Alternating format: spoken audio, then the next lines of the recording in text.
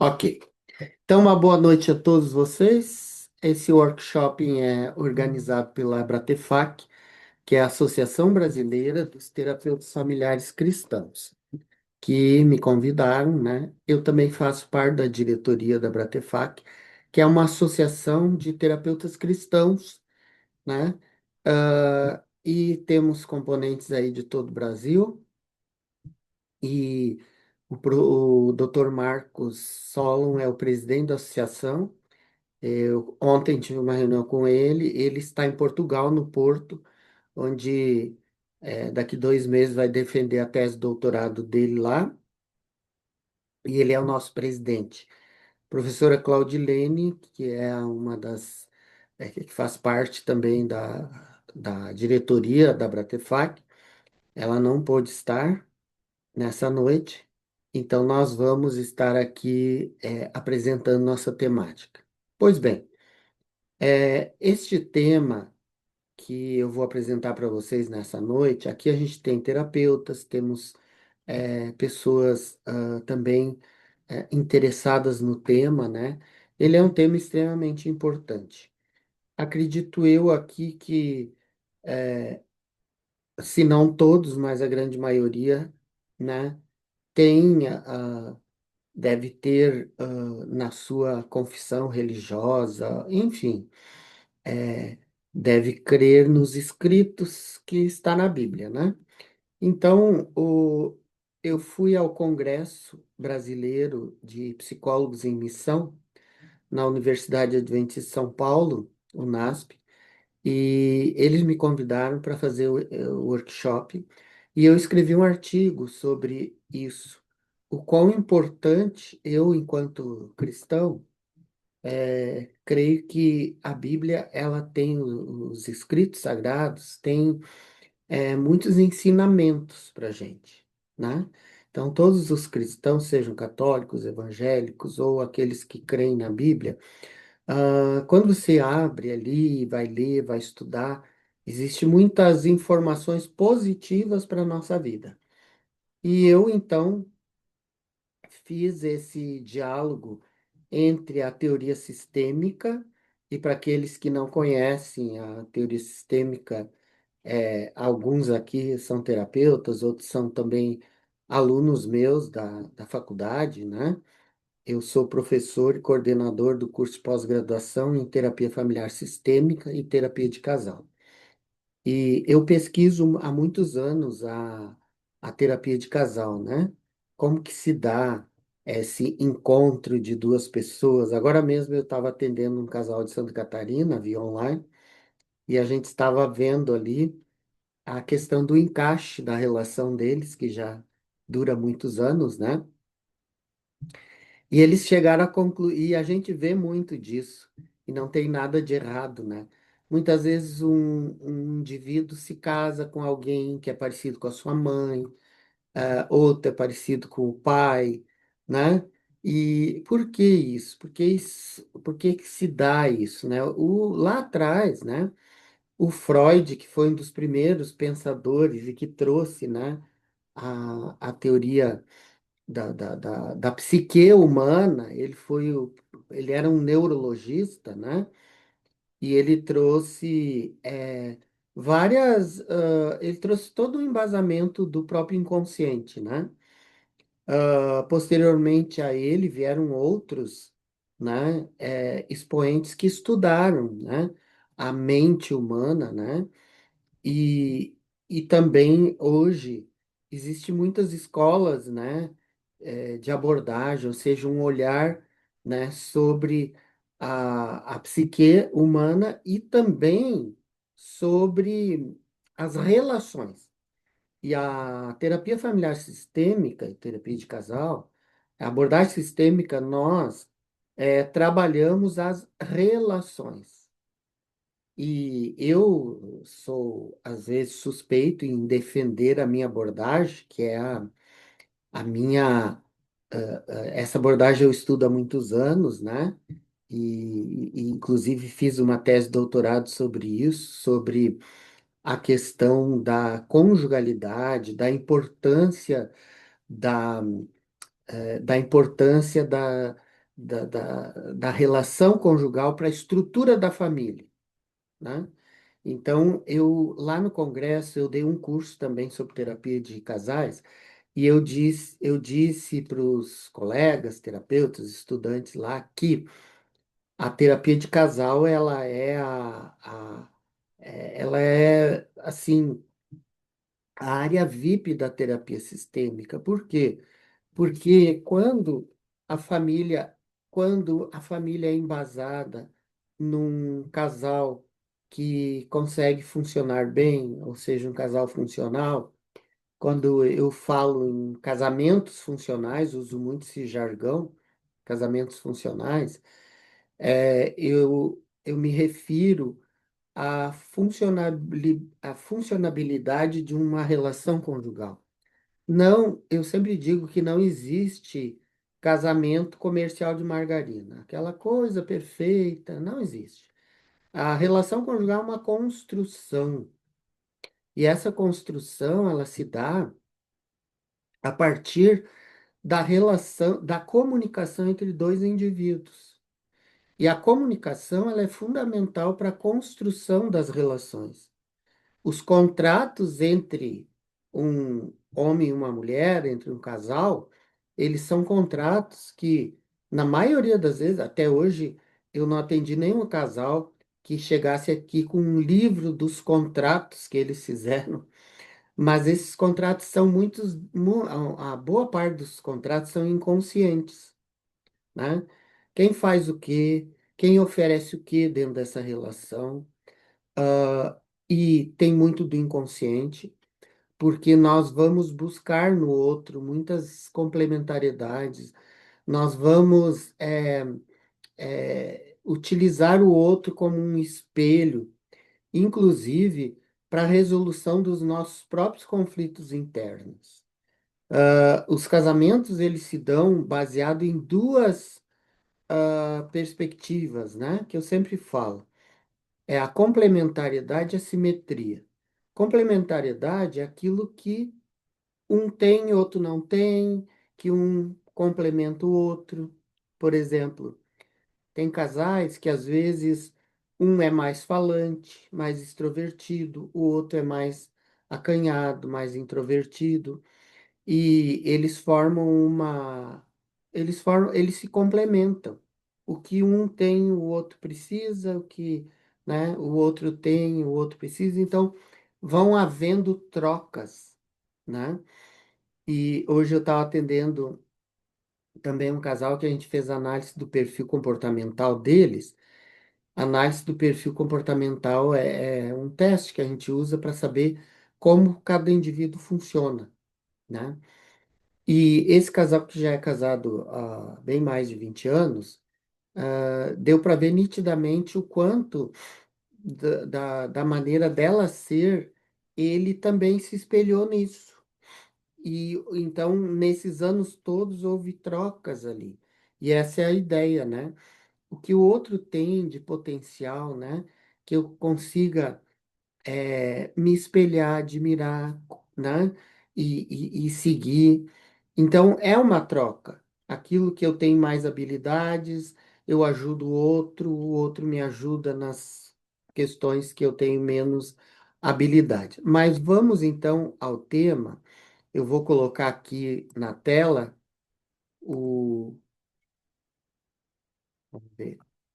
Aqui. Todos conseguem enxergar? Tá tudo certo?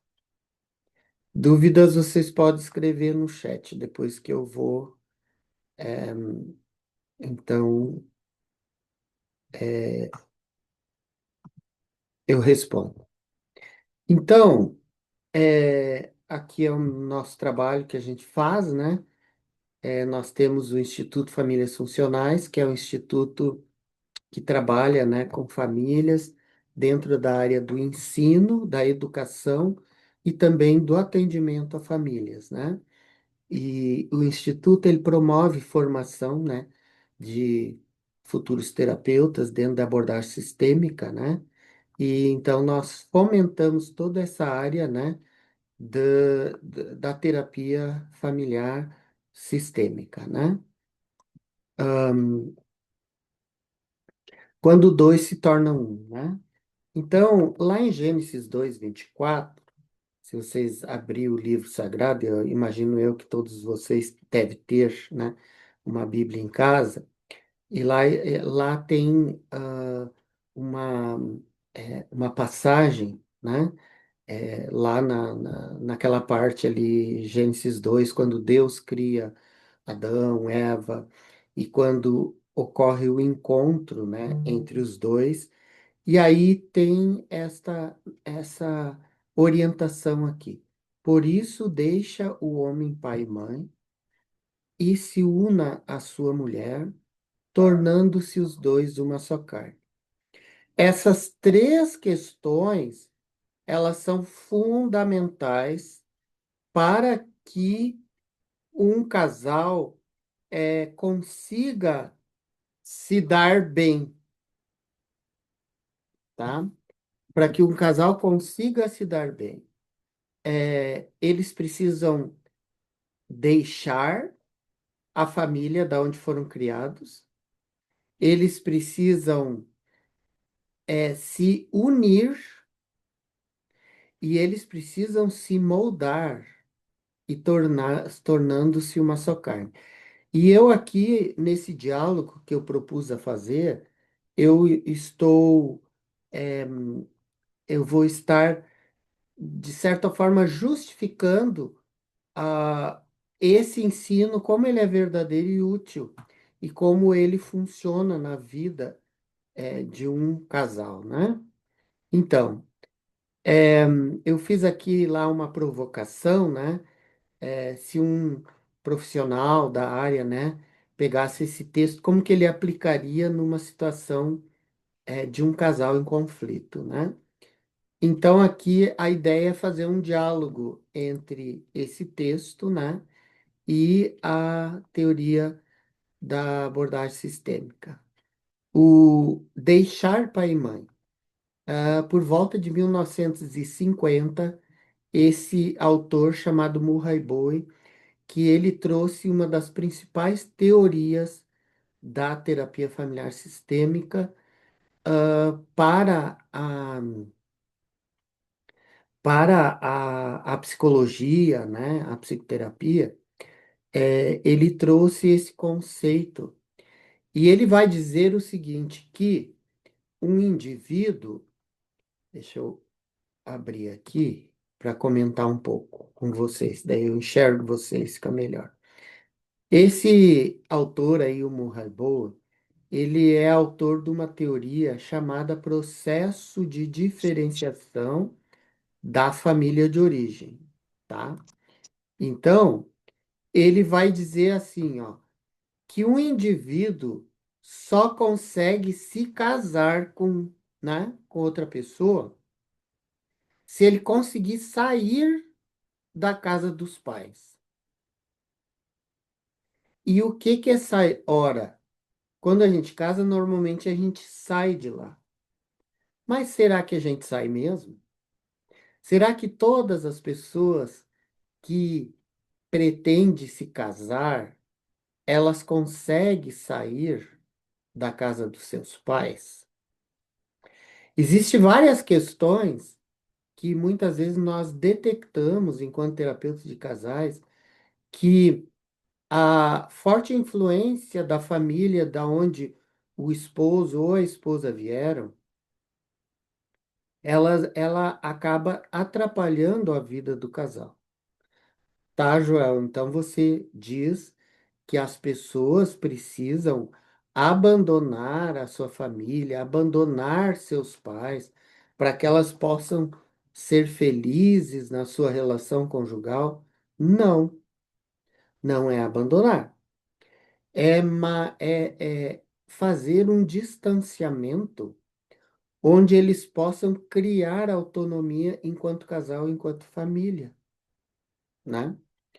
E essa autonomia, ela é fundamental, né? Os pais, eles podem opinar sobre as questões dos filhos, da vida, do casamento dos filhos. Eles podem, né, muitas vezes aconselhar, mas quem tem que decidir e resolver é o jovem casal. Que se eles não aprenderem isso, eles não vão ser autônomos. E hoje eu falava com uma mãe, numa das terapias que atendi durante o dia, o quanto essa mãe sempre decidiu pelo filho, e hoje é um jovem adulto que ele tem muita dificuldade de tomar decisões, né? Então, nós estamos trabalhando no processo terapêutico para que essa mãe se afaste um pouco no sentido de estar ali determinando como que o menino deve viver, as coisas que ele deve fazer, né? Para que ele consiga criar autonomia, ser autônomo, ser senhor das suas próprias ações, das suas próprias escolhas. Eu sei, olha só, em todos esses anos que eu lido com família e casais, famílias e casais, eu vejo o seguinte, que na grande maioria das vezes, o pai ou a mãe, eles não se metem na vida dos filhos casados, por maldade. Não se metem por maldade. Eles querem ajudar, mas essa ajuda muitas vezes acaba atrapalhando, né? E eu sempre oriento os pais para que eles possam agir conforme a demanda. Tipo, se o filho perguntar uma opinião, aqui eu estou falando de filhos que se casaram e foram viver suas vidas, né? Se esse filho pedir uma opinião para o pai e para a mãe, é lógico que o pai e a mãe estão ali dispostos a aconselhar, a dar uma orientação, né? Mas as decisões têm que ser dos filhos. Aqui, as coisas que eu estou colocando não cabem a filhos que moram na casa dos seus pais. Não cabe a filhos que são adolescentes ou crianças, não. Eu estou falando a filhos que saíram de casa para criar seus próprios núcleos familiares, né? Então, o Murray Bow, ele fala que o indivíduo só vai conseguir construir um casamento bem estruturado se ele deixar as influências dos seus pais. É lógico que nós levamos dentro da mala, quando a gente sai da nossa casa, nós levamos dentro da mala muitas coisas que a gente vai usar para a vida inteira. E a relação conjugal, ela se dá no abrir das duas malas, né? Dentro da bala que nós trazemos da família de origem, existem muitas coisas positivas, bonitas. Eu estava essa semana conversando com um casal, né? E ele, do pai, o pai é uma pessoa que tem muitos problemas, tem vários defeitos, e enfim. Mas esse pai, ele ensinou esse filho a importância do trabalho. Então, essa foi uma boa herança que esse filho recebeu desse pai. Isso ele deve usar. Mas muitas vezes nós herdamos coisas que nos atrapalham. E às vezes, até por lealdades invisíveis. As lealdades invisíveis é um outro contexto que nós trabalhamos muito nas famílias, que são as repetições que muitas vezes nós fizemos, né? Essas repetições que acabam inconscientemente nós acabamos incorporando na nossa vida e que acabam nos atrapalhando, tá? A gente vê isso muitas vezes. Por exemplo, muitas vezes um pai, porque a família é o molde, querendo ou não querendo, a família é o molde.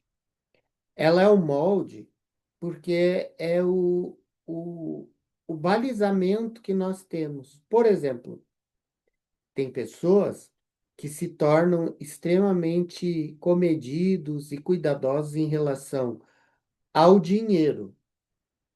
Às vezes, aprenderam isso com os pais. Mas muitas vezes o que os pais fizeram foi bem o contrário. E essa família, enquanto molde, esse filho vai dizer: o dia que eu tiver minha família, eu não vou repetir a situação dos meus pais, que estavam sempre endividados, sempre com problemas, eu vou fazer diferente.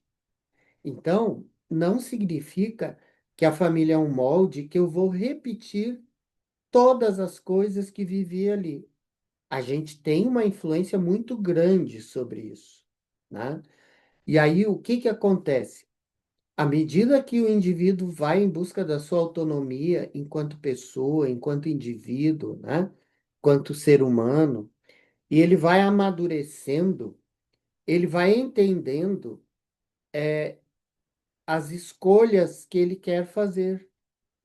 Da minha mãe, eu quero repetir isso, e isso era uma mulher caprichosa, dedicada à família, era assim, assado, isso eu quero, né? Conscientemente eu quero repetir isso, que isso vai ser bom para a minha vida.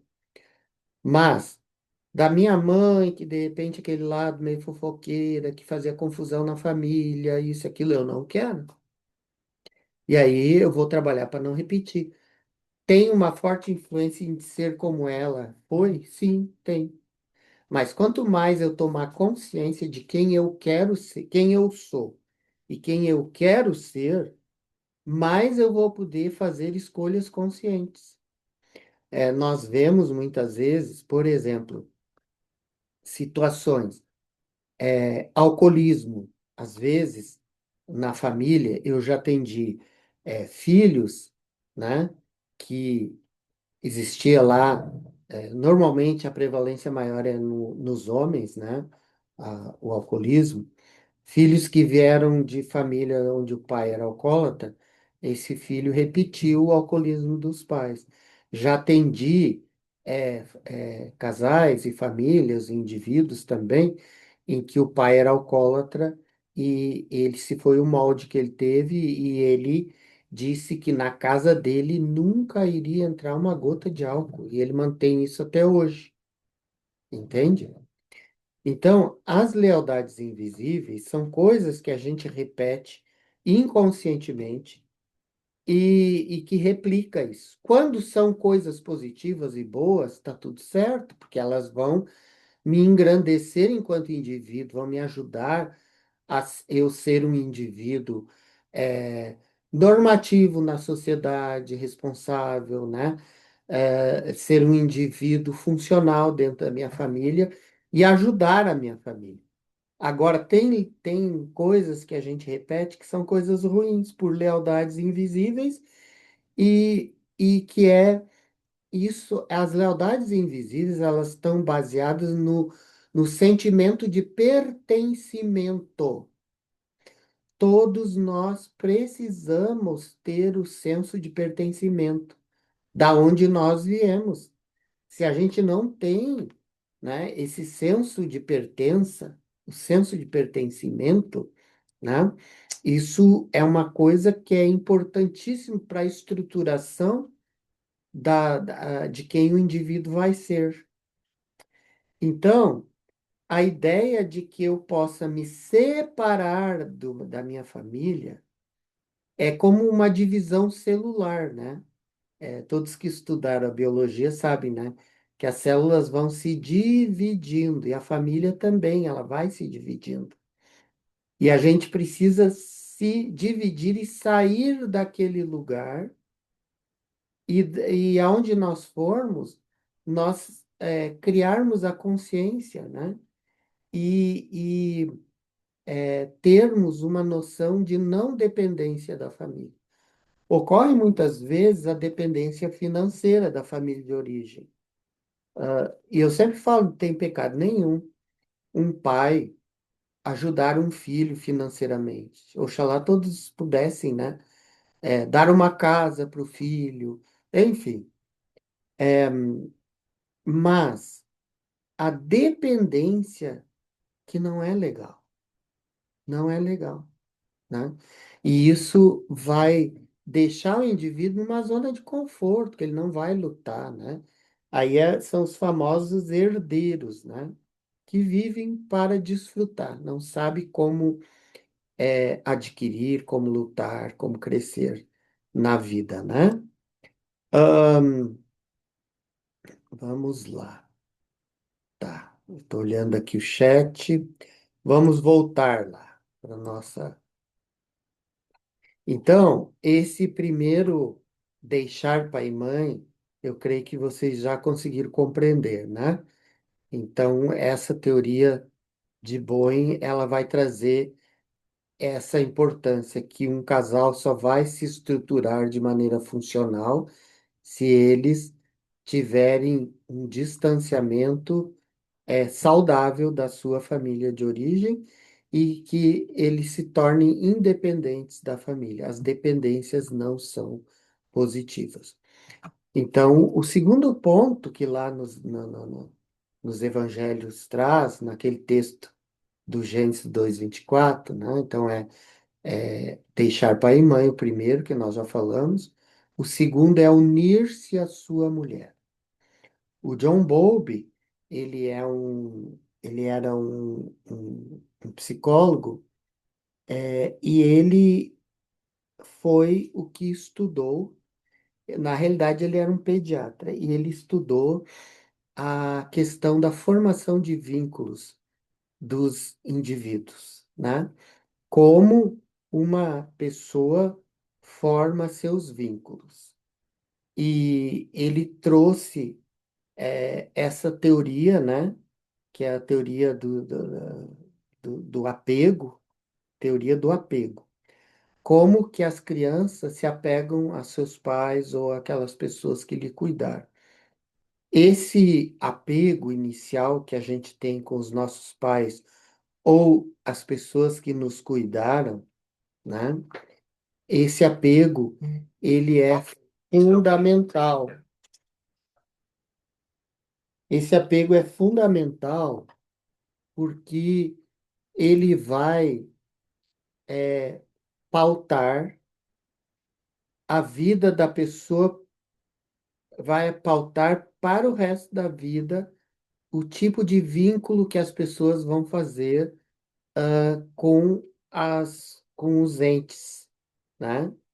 E aí aqui nós estudamos, inclusive na minha tese de doutorado eu coloquei um capítulo inteiro sobre a, a, a, a importância do apego lá na infância e o apego ideal que um filho deva ter com uma mãe, com o pai também, com a família, é o apego seguro, tá? É o apego seguro. É, as mães que são super protetoras ou as famílias que são super protetoras atrapalham essa situação da criança. E as mães ou pais, né, ou família que são abandonantes, que é o oposto, né, da superproteção é o abandono. Essas crianças não vão conseguir criar um apego seguro. E esse vínculo seguro que se faz lá na infância, ele vai refletir no vínculo que nós vamos fazer nas nossas relações conjugais. Existe casais onde, seja o marido ou a mulher, ele é extremamente inseguro e muitas vezes está ligado. Desbloquear seu iPhone antes. Meu telefone está querendo disputar, fala comigo aqui. Existe indivíduos, seja o marido ou a mulher, que muitas vezes vão ser excessivamente dependentes do outro, né? Por serem inseguros em relação a esse apego, tá? Então, por exemplo, uma mulher que teve um sentimento de abandono ou não fez um apego seguro, né? De certa forma, lá na infância, muitas vezes ela vai ser uma esposa excessivamente apegada a esse marido. E isso vai acontecer, vai refletir lá no casamento como um desgaste emocional, né? Porque dentro de uma relação conjugal tem que existir espaço para sermos nós mesmos, para a nossa individualidade também tem que ter espaço na relação conjugal. Inclusive, a gente tem um teste de um autor que ele fez sobre o tipo de que chama o selfie do casal, né? Que é o tipo de proximidade que um casal deve ter. Quando os dois estão lado a lado e não tem este apego, que é essa junção, né? Isso é um excesso de independência. Isso não é positivo para a relação. Quando existe excesso de dependência, nós dizemos que é uma codependência, ou seja, um depende excessivamente do outro. Isso também não é saudável. A relação, então, existe relações com excesso de independência, que é o oposto que está aqui, e existe relações opostas, que é o excesso de dependência. Aqui está a independência, aqui está a dependência.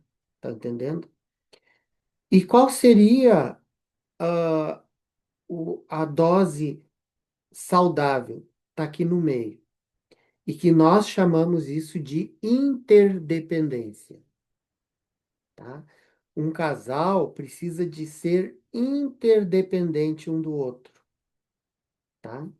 Então, a codependência é doentia, porque ela é pesada, porque às vezes um carrega o outro nas costas emocionalmente. O excesso de afastamento, o excesso de independência é ruim também, porque não tem, a comunicação é pobre, e aqui pode acontecer uma série de problemas. E o centro é o lugar melhor, que é a interdependência. E o que é a interdependência? É a troca afetiva. Eu dou e eu recebo, entende? Então, a relação mais saudável é aquela relação equilibrada, onde eu dou e eu recebo, eu entrego e eu recebo do outro.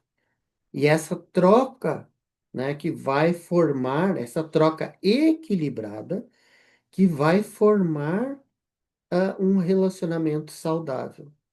Então, e para um indivíduo ou para um casal realmente se casar, eles precisam formar um vínculo. E esse vínculo vai acontecendo com o passar do tempo, tá ok? O vínculo vai acontecendo com o passar do tempo. Então, esse seria o segundo ponto que eu coloquei aqui no estudo, do unir-se à sua esposa, né?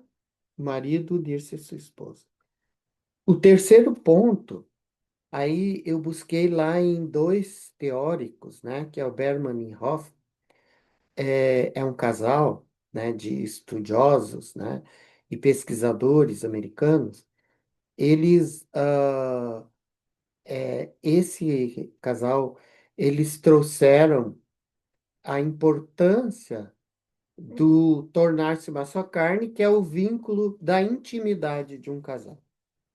A intimidade, ela é o reflexo dos dois primeiros pontos. Se um indivíduo levou, né, se o indivíduo conseguiu deixar pai e mãe, ele não leva papai e mamãe para sua casa. Se eles conseguem se unir, né, eles conseguem uma aproximação equilibrada. E agora chega a função mais profunda de um casal, que é o tornar-se uma só carne. Existem alguns pontos que eu gostaria de passar aqui, né? Aqui, ó, a passagem que está lá no livro sagrado, enfatiza o deixar como uma reestruturação para um novo sistema familiar, que é sair daquela família para montar uma nova família. A ideia é reforçada pela terapia sistêmica, que ajuda o casal a redefinir fronteiras emocionais e papéis, né? O Salvador Minucci é um psiquiatra argentino que migrou para os Estados Unidos e ele foi um dos expoentes da nossa abordagem da terapia de família e de casal.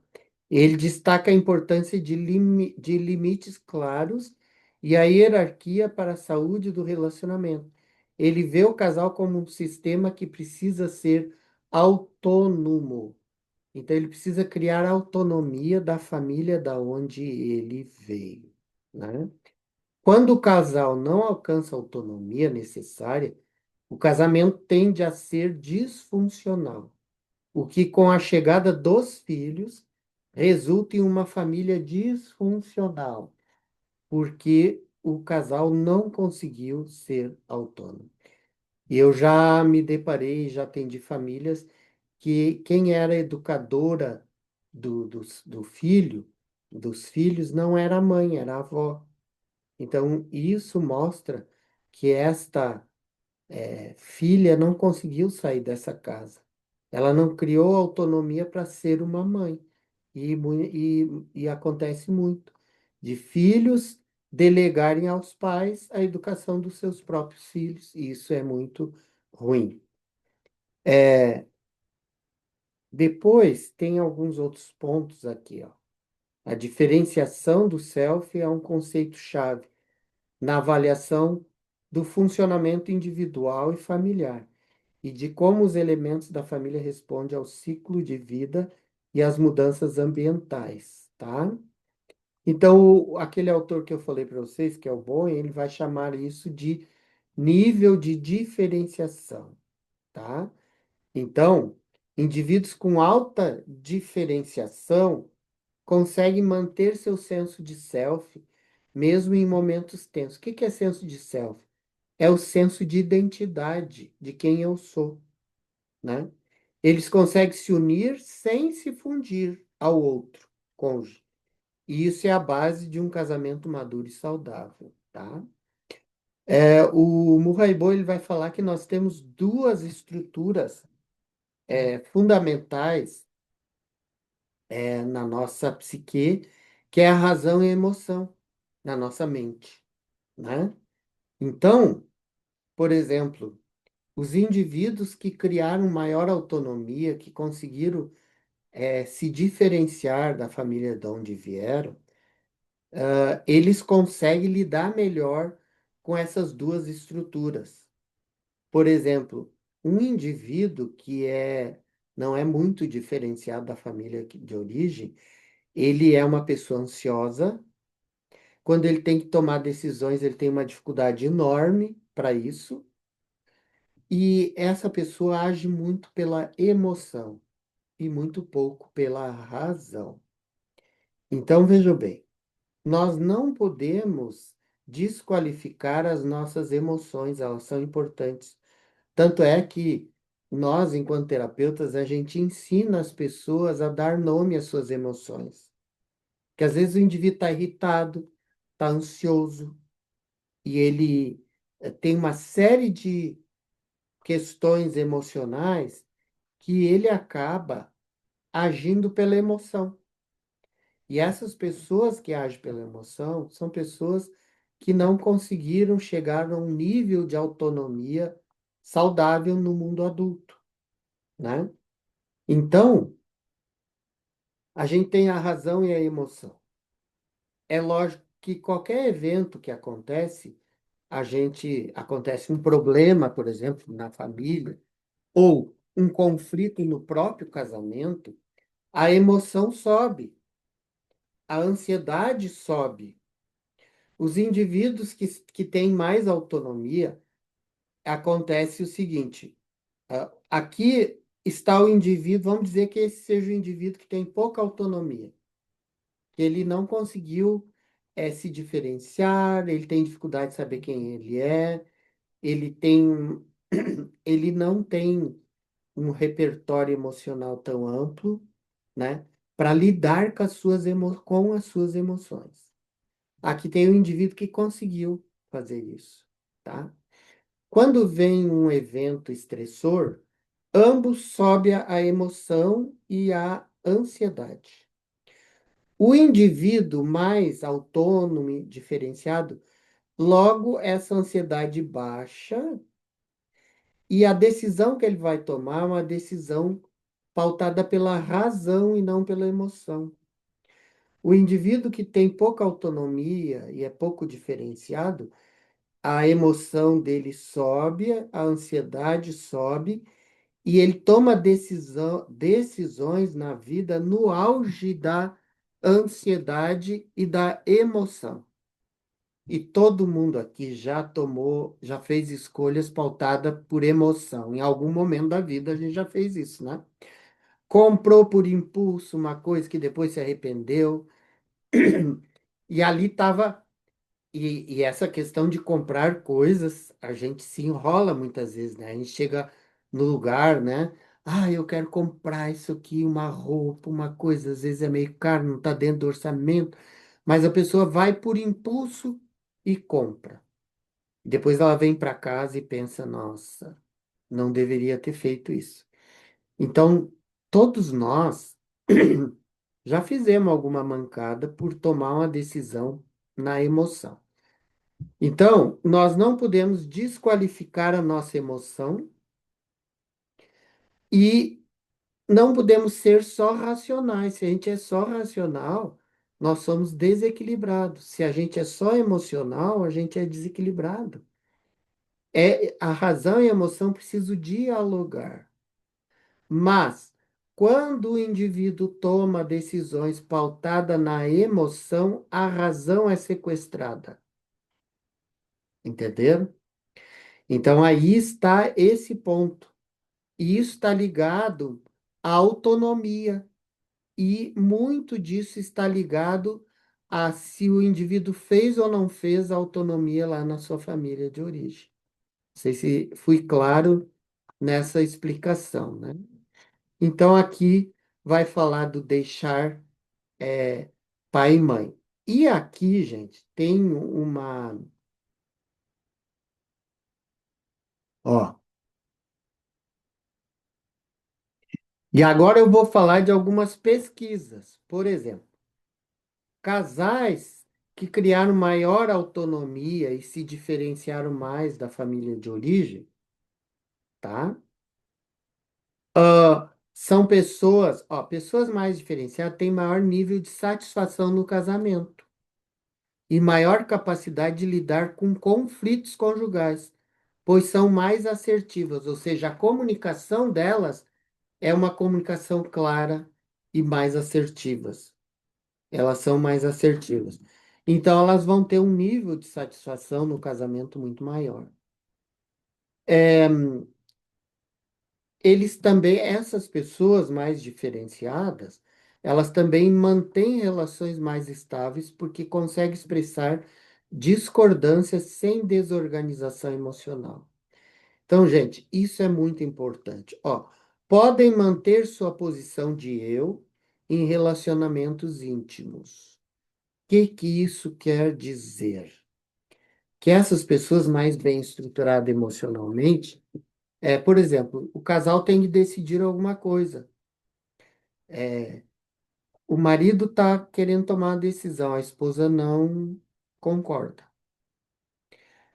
Se ela é uma pessoa mais equilibrada emocionalmente, ela pode argumentar, dizer o ponto de vista dela com tranquilidade, explicar por que que ela não concorda com aquela escolha, vamos dizer, argumentar de maneira mais tranquila com o outro, e isso vai fazer com que o outro consiga entender melhor o posicionamento dela. E eles então poderão tomar uma decisão o mais unânime, que seja dos dois. Agora, a pessoa, vamos dizer que o marido tomou a decisão e a esposa é uma pessoa que não conseguiu, ela é uma pessoa não muito diferenciada e não tem uma estrutura emocional tão madura assim. Ela vai gritar, ela vai sapatear, ela vai fazer toda aquela cena, né? Ela vai se comunicar de forma agressiva e vai virar um tendel, vai virar um conflito e eles não vão conseguir resolver nada, entenderam? Então, isso é a implicação da diferenciação na família, da família de origem, tá? Vamos seguir aqui, ó. Tem mais pesquisas, ó. Em conflitos conjugais, indivíduos com baixa diferenciação têm de escolher parceiros igualmente fusionados ou distantes, repetindo padrões familiares, tá? Reatividade emocional intensa, e isso impede o diálogo maduro. Ó, daí vem a formação dos triângulos. Casais pouco diferenciados tendem a se triangular com os filhos ou terceiros para aliviar a tensão no relacionamento. O que que isso quer dizer? Quando um casal não consegue ter uma relação equilibrada, muitas vezes eles colocam os filhos no meio da encrenca, tá? Então, nós vamos chamar isso de alianças, triangulações e até coalizões, né? Às vezes tem uma mãe que ela vai cooptar os filhos para o lado dela, né? Para no meio da guerra do casal. Então, isso é muito prejudicial aos filhos, tá? Então, ó, e aqui a diferença de reagir e responder. As pessoas mais diferenciadas, menos diferenciadas, ou seja, que não têm uma maturidade emocional, elas são pessoas impulsivas. Elas vão tomar o que não lhe pertence, que é o falso self. Elas vão reagir. Então, num casamento, por exemplo, o marido fala uma coisa, a mulher, em vez de responder, ela reage.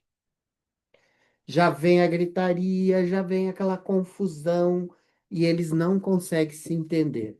Ou, muitas vezes é o contrário, se cala, não fala, não se posiciona. Qual a diferença de reagir e responder? O responder, a pessoa se acalma e responde de maneira assertiva. Esse é o verdadeiro self. Ela está usando seu verdadeiro self. Ela pode ficar tranquila e ela pode dizer: Olha, eu penso desta forma, eu não concordo, mas o que que nós podemos fazer para resolver, né? Aqui, ó, a pessoa que reage é aquela assim: ó, aconteceu um problema. Não, mas eu vou lá, mas eu vou dar uma camaçada de pau nesse indivíduo, que eu vou bater nele, que eu vou agredir, que ele vai ver com quem que ele mexeu, porque não sei o que. Essa pessoa reage, ela não responde, né? Então, o sistema de ansiedade é aquilo que eu expliquei. Em ambos, aquele que reage, o que responde, ambos a ansiedade cresce, sobe. Mas aquelas pessoas mais equilibradas emocionalmente, a ansiedade vai descer e ela vai responder pela razão e não pela emoção, tá?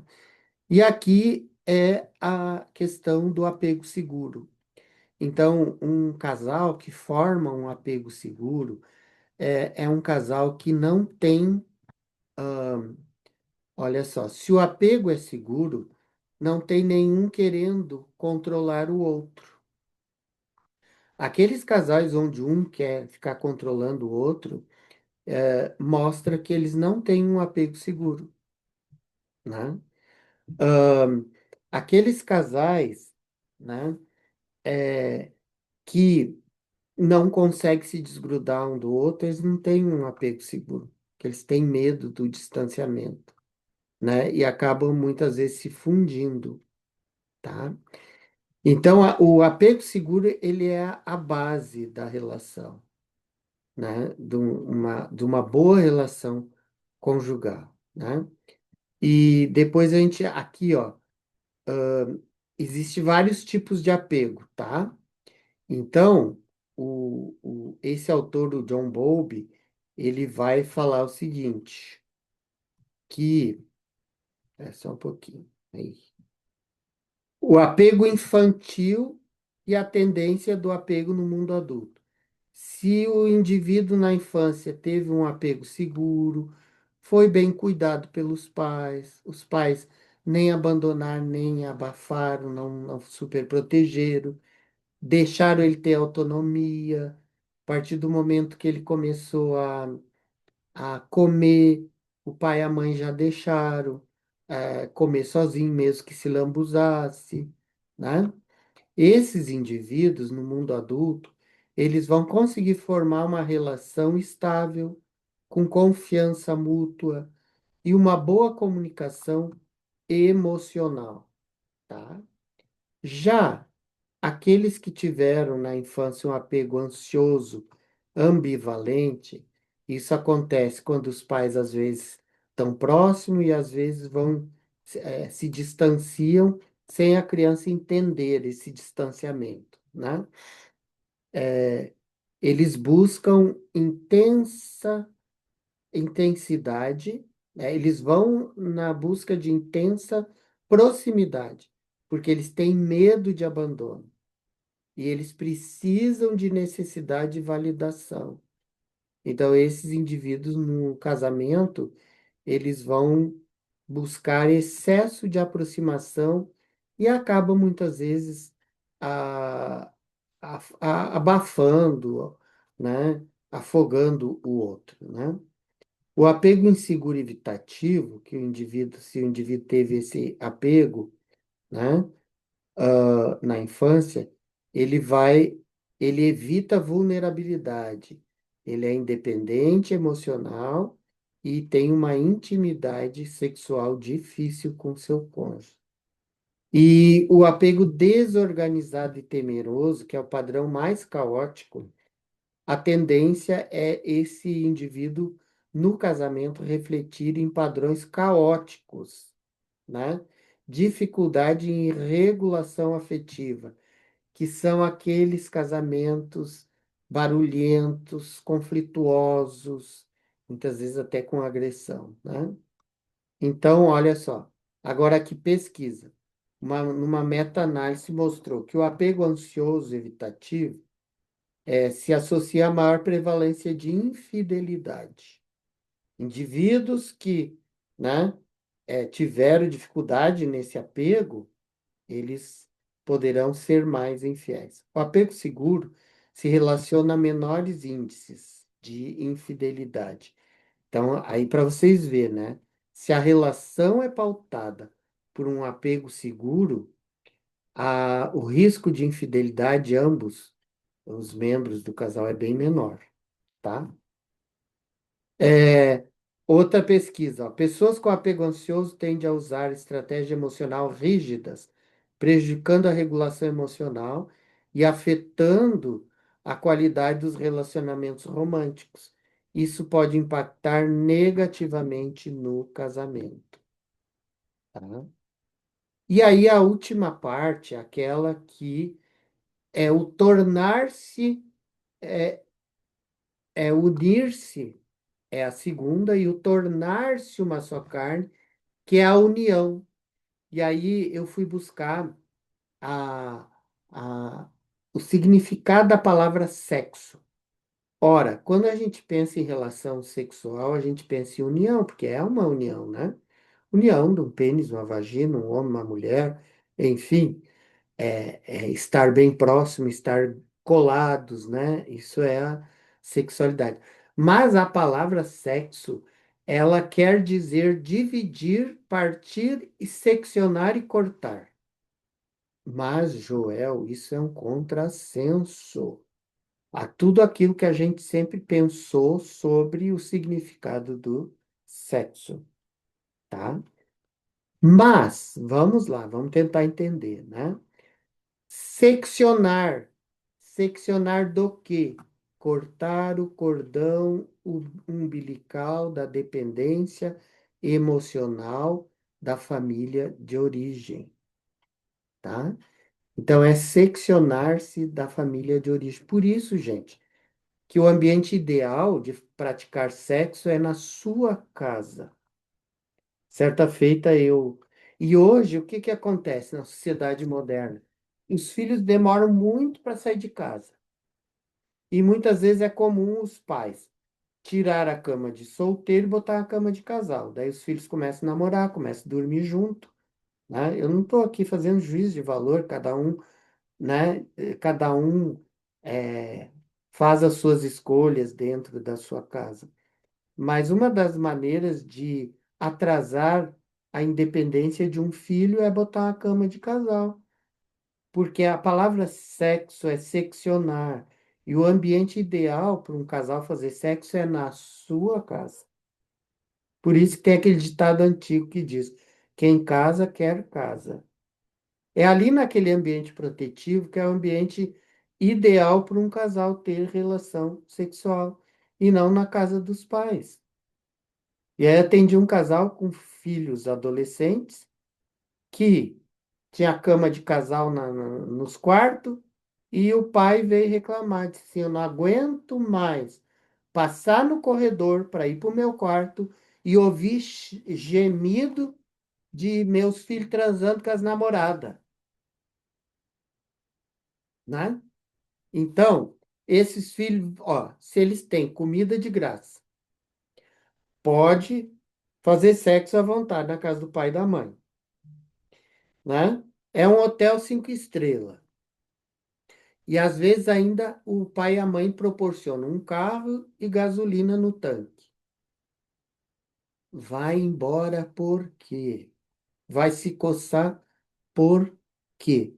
E uma mãe muito indignada falava para mim na terapia que era um rapaz que não se coçava, não trabalhava, queria nem saber, não estudava e levava a vida numa boa. E já era um jovem de 25 anos, mais.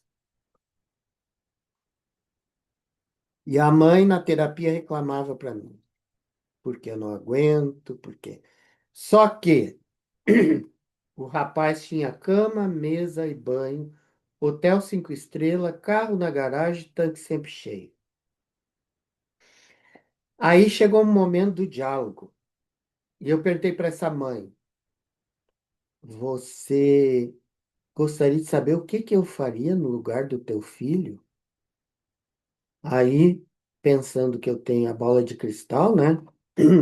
Ela falou: ah, doutor, pois não, pode falar. Eu disse assim: eu ia fazer a mesma coisa que ele faz. Só se fosse, olha, muito burro para sair dessa situação, muito tonto para sair dessa situação. Se eu tenho tudo de graça, tenho cama para transar com a namorada, tenho camareira que limpa meu quarto, lava minhas roupas, tenho comida de primeira, vivo numa casa confortável, tenho carro com tanque cheio para passear, vou me coçar por quê? Vou alugar um apartamento, pagar aluguel, condomínio, internet, água, luz, me incomodar com os vizinhos, ter que administrar minha vida, ter que lavar minha roupa, ter que fazer minha comida. Mas só se for tonto da cabeça para sair de uma situação dessa. Então, vamos lá. Um dos deveres dos pais é proporcionar desconforto para que os filhos não queiram morar eternamente consigo. Começou a trabalhar, vai ajudar a pagar as contas da casa. E é interessante que se a gente vai numa dose de eu fiz isso com meu filho, mas é ele à medida que ele ia ganhando, eu ia cobrando. Primeiro emprestamos o carro, aí depois fiz pagar IPV, e IPVA, depois eu pedi que pagasse seguro, gasolina ele que botava, e aí adiante. Agora vai colaborar na despesa da casa. Daqui a pouco ele soma tudo e diz assim: com tudo isso que eu estou gastando nessa casa, e ainda ter que bater continência papai e mãe. Soma tudo, bota no papel. Consigo alugar um kitnet, viver em paz, ninguém pegando no meu pé. Eu vou, ó. me mandar. Então, essa é a tática que, se a maioria dos pais fizesse, não teriam filhos. E eu atendo aqui no consultório, famílias com filhos adolescentes de 35 anos, que não conseguem nem pagar suas contas. E isso é autonomia. Então, vamos voltar ali. A gente estava falando da intimidade sexual, né? Então, é, cortar o cordão umbilical, ser independente. Isso significa a palavra sexo, seccionar, né? Dividir. A sexualidade do casal é uma força organizadora que favorece o desligamento das famílias de origem, possibilita a formação de uma nova família com autonomia emocional e reafirma a condição adulta dos parceiros diante dos pais, tá? Para se tornar uma só carne, os cônjuges precisam ser inteiros. Casamentos saudáveis envolvem dois indivíduos que se conectam profundamente, sem perder sua identidade, tá? A intimidade do casal a portas fechadas é um grande símbolo da separação de gerações na nossa cultura. A habilidade de ter relações sexuais serve como um marco geracional, provando que são adultos tanto para os pais quanto para os seus filhos. Então, gente, eu sempre falo, casa de pai e mãe que tem filhos pequenos, a porta do quarto dos pais deve ser fechada. E os filhos, ao entrar lá, precisam bater na porta, que aquele é o ambiente de intimidade do casal. A dependência excessiva do parceiro compromete o vínculo conjugal. Relações saudáveis exigem dois indivíduos diferenciados que mantêm intimidade sem perder a identidade. Estudos de Becker e Crepaldi e Silva indicam que a qualidade da comunicação, o carinho e a sensação de segurança emocional impactam positivamente o desejo e a satisfação sexual, fortalecendo a união conjugal. A intimidade e a autonomia, a diferenciação permite manter a intimidade sem perder identidade e individualidade. E aqui encerro, né, trazendo um fechamento desse estudo, né, que eu fiz sobre o casamento e esse texto tão rico que é deixar pai e mãe remete à diferenciação do self com a autonomia emocional da família onde a gente veio. Unir-se a sua esposa exige vínculo seguro, né, conforme os estilos de apego. E tornar-se uma só carne envolve intimidade e identidade conjugal, tá? E aí eu encerro dizendo que o diálogo entre fé e ciência aprofunda a nossa compreensão sobre casamentos saudáveis e funcionais, pois integra princípios espirituais com conhecimentos psicológicos, emocionais e relacionais. E aqui eu tenho um casal que eles permitiram que eu, inclusive, colocasse a fotografia deles. Eles chegaram aqui no consultório e eles queriam se separar, porque o rapaz não tinha conseguido sair da casa dos pais. E a influência dos pais era muito grande na vida desse casal. E então nós fomos trabalhando. Trabalhamos um ano e pouco na terapia e eles conseguiram dar esse passo. E do morar no fundo da casa do pai e da mãe, numa casa que tinha lá, eles conseguiram fazer um projeto, adquirir um terreno e estão construindo sua própria casa. E um dos sonhos da vida deles era ter um bebê. E agora o Isaac vai chegar. E eu recebi essa mensagem carinhosa. Olá, Joel. Estamos muito felizes e gostaríamos de compartilhar com você Você foi ferramenta de Deus em nossas vidas. Estamos esperando um bebê. Então, é, essa é a maior recompensa de um terapeuta, né? Então, nós temos lá, eu acho que muitos de vocês já participam, né? Da comunidade Terapeutas de Casais. Aqui é o terapeuta de casal de alto impacto, mas a gente tem a comunidade